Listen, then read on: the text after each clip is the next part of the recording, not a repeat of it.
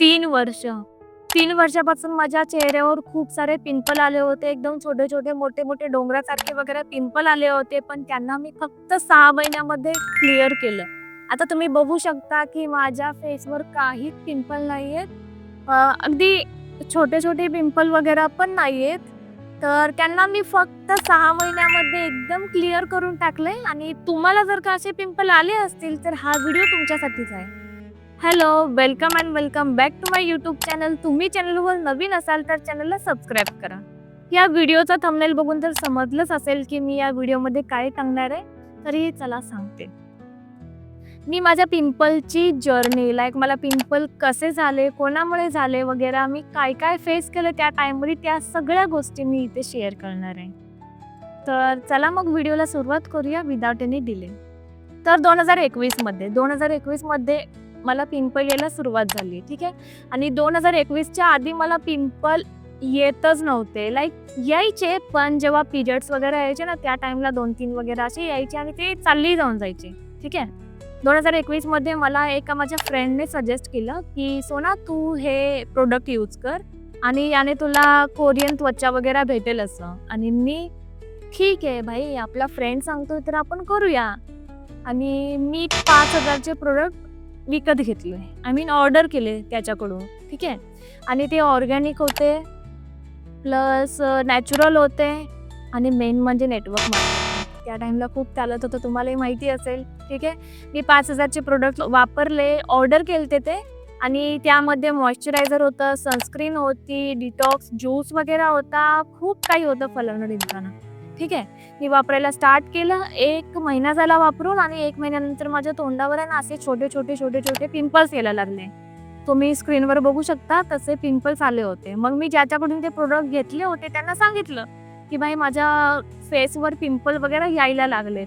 तर त्यांनी असं सांगितलं की प्रोडक्ट सूट व्हायला टाईम लागतो, तर तू अजून 1-2 महिना वापर आणि तुला इफेक्ट दिसून येईल.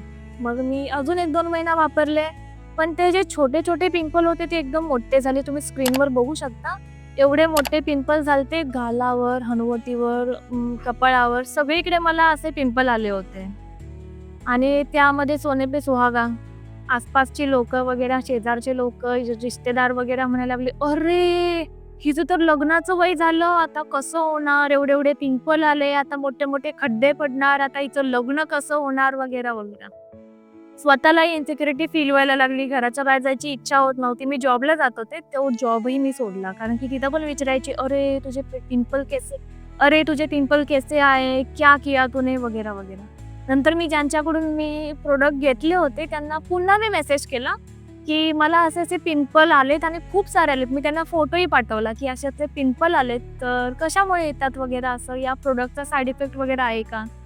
तर ते बोलले, "अरे, तू ऑइली वगैरे काहीतरी खाल्लं असशील, या बाहेरचं काहीतरी खाल्लं असशील, फास्ट फूड वगैरे काहीतरी खाल्लं असशील, असं काहीतरी झालं असेल." ठीक आहे. म्हणजे त्यांनी तो ब्लेम स्वतःवर या प्रोडक्टवर नाही घातला, जो काय असेल ते माझ्यावर, ठीक आहे. आणि त्यानंतर परत ना मग मी तिकडून माझे होप्स पूर्ण झिरो झाले, की कारण की ते तर मलाच ब्लेम करत होते. नंतर काही दिवसानंतर माझे पूर्ण तोंडाची पूर्ण कंडिशन एकदम खराब झाली.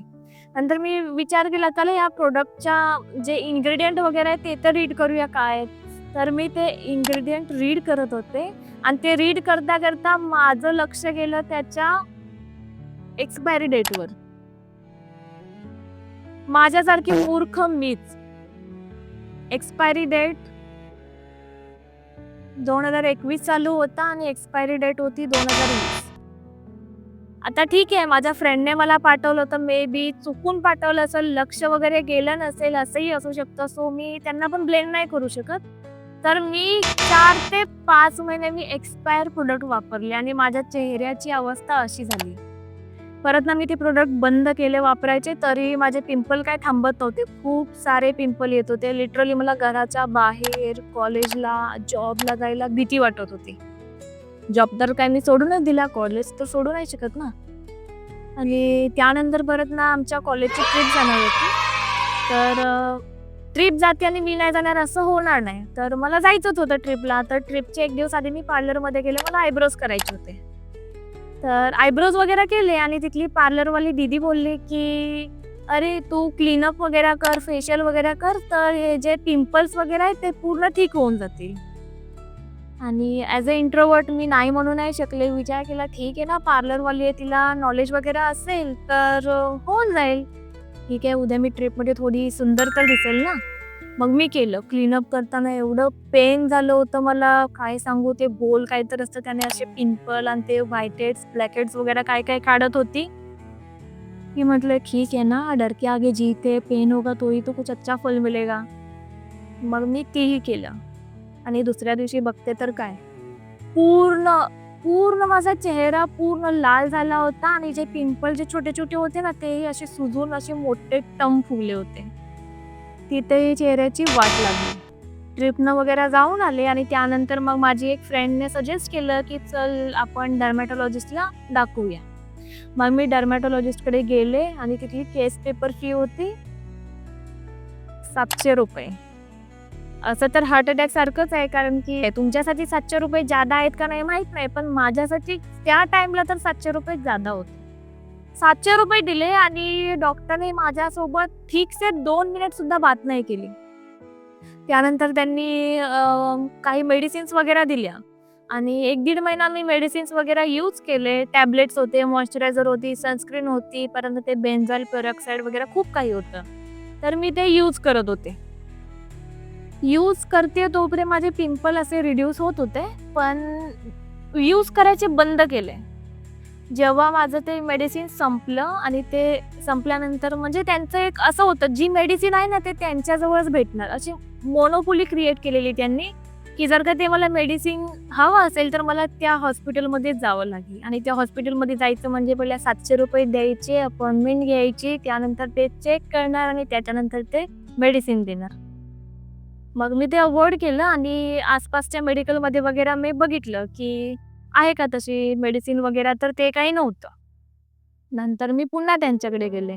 मेडिसिन वगैरे घेतले. असं मी 6 महिने ट्राय केलं, की मेडिसिन वगैरे घेऊया. पण मी त्यामध्ये पण नोटीस केलं, की जोपर्यंत मी मेडिसिन घेतेय तोपर्यंत माझे पिंपल वगैरे रिड्यूस होते. आय मीन स्किन पूर्ण क्लिअर. आणि मेडिसिन खायची बंद केली, की झालं पिंपल यायला स्टार्ट. पण मी गोळ्या औषधं तर किती दिवस खाणार ना, आयुष्यभर तर खाऊ शकत नाही. मग मी तेही क्विट केलं. पुन्हा पिंपल वगैरे यायला स्टार्ट झालं. नंतर 2024 स्टार्ट झाला. तर मी विचार केला, की ठीक आहे, आता आपण स्वतःच काहीतरी केलं पाहिजे. मग मी एक रिझोल्यूशन म्हणून मी माझ्या नोटबुकमध्ये लिहिलं होतं, की ह्या वर्षी मला चांगली बॉडी, क्लिअर स्किन वगैरे असं पाहिजे. म्हणजे असे खूप काही म्हणजे लिहिले होते रिझोल्यूशन. तर त्यामध्ये नंतर मी स्वतःकडे ध्यान द्यायला सुरुवात केली. लाईक रोज एक्सरसाइज वगैरे करायची, अव्हॉइड फास्ट फूड, परत ना हेअरकडे लक्ष द्यायची, स्किनकडे लक्ष द्यायचं वगैरे सगळं काही. आणि त्यानंतर परत आम्ही खूप साऱ्या रेमेडीज वापरल्या, प्रोडक्टही वापरलं. सगळ्याच रेमेडीज कामी आल्या असं नाही. काय-काय रेमेडींनी मला माझ्या स्किनला इरिटेशनही खूप काही दिलं. काही रेमेडी माझ्या फेल गेल्या, काही प्रोडक्टनीही माझ्या स्किनची वाट लावली. पण आता हे सगळ्या गोष्टी केल्यानंतर आता माझी एकदम क्लिअर स्किन आहे, तुम्ही बघू शकता. सध्या मी तोंडावर काहीच नाही लावलेलं आहे, फक्त लिपस्टिक लावली आहे. बाकी काही नाही लावले. मी माझ्या फेसवर वगैरे काही नाही लावले. आणि तुम्ही इथं कॉर्नरमध्ये माझी आधीची स्किन कशी होती तेही बघू शकता, की माझी आधी अशी होती स्किन आणि आता मी अशी एकदम मस्त, मस्त म्हणजे मला तरी मस्त वाटते, की काहीच नाही आहे स्किनवर सध्या. पिंपलचा पी पण नाही आहे. तर तुम्हालाही माझ्यासारखे असे मोठे-मोठे डोंगरासारखे पिंपल्स वगैरे आले असतील या येत असतील तर प्लीज भिवू नका. कारण मी माझे 3 वर्ष वेस्ट केले त्या गोष्टीवर, की लोक काय म्हणतील. खूप काही मी सफर केलं त्या ह्याच्यामध्ये. खूप लोकांनी काय-काय बोलले, रिश्तेदारही बोलले वगैरे, ठीक आहे. आणि तुम्हालाही पिंपल आले असतील तर प्लीज हा व्हिडिओ तुमच्या फ्रेंडला शेअर करा जे पिंपल फेस करत आहे, ज्यांना पिंपल येत आहेत, सुरुवात झाली असेल वगैरे, भियायचं कारण नाहीये. पिंपल आपण इझिली रिमूव्ह करू शकतो. आणि या व्हिडिओचा पार्ट 2 तुम्हाला हवा असेल, की मी कोणत्या रेमेडीज यूज केल्या, माझं रुटीन काय होतं, मी काय खात होते, कोणती एक्सरसाइज करत होती, कोणता योगा करत होती वगैरे, सगळं काही तुम्हाला हवं असेल तर मी पार्ट 2 मध्ये सांगेल.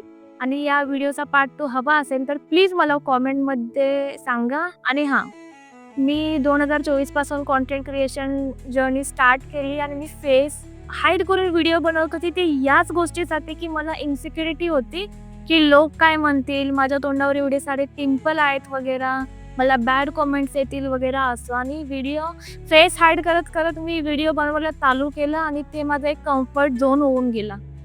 आणि मला त्या कम्फर्ट झोनच्या बाहेर यायचं होतं. तर मग मी विचार केला, की चला आपण एक फेस टू फेस व्हिडिओ बनवूया.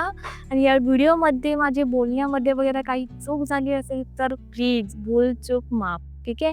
काही चूक झाली असेल, मिस्टेक झाली असेल तर मला माफ करा. आणि तुम्ही चॅनलवर नवीन असाल तर चॅनलला सबस्क्राईब करा. आणि चला मग, व्हिडिओ हवा असेल, या व्हिडिओचा पार्ट 2 हवा असेल तर प्लीज मला कमेंटमध्ये सांगा. मग आपण पार्ट 2 मध्ये भेटू. चला बाय.